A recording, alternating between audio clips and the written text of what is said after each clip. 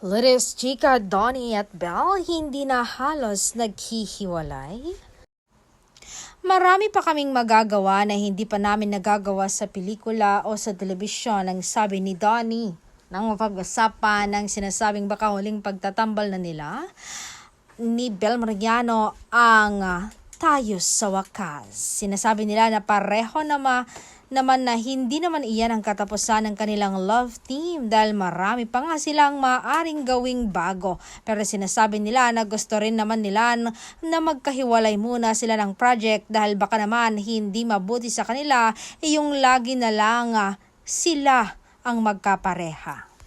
Magkasama na kami sa lahat halos ng trabaho namin. Sa tunay na buhay, kami pa rin ang laging magkasama. Minsan ano pa nga ba ang pag-uusapan namin kung ganoon? Minsan nagkakaroon na rin ng friction. Kasi nga, kami lagi ang magkasama. Kung may mga lakad o may mga projects na hindi kami magkasama, magkakaroon din kami ng relief. At may mapag-uusapan kaming bago sa aming buhay. Kasi may panahon ngang iba naman ang kasama namin. Hindi naman namin dinideny na kami nga, sabi ni Donnie, na dinugtungan pa niya na siguro mga 5 years, 6 years na.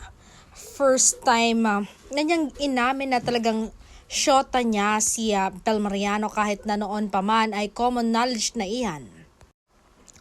Diyan nga lang daw sa tayo sa wakas ay malaki na ang pagbabagong makikita kasi first time nilang gumawa ng love scene at kissing scene na talagang matured na ang role. Hindi na yung kagaya ng dati na puro pa-cute lang, natural lang naman iyon dahil hindi na sila mga bata at nagmamature na rin sila. Kailangan namang bumagay ang role sa kanilang personality.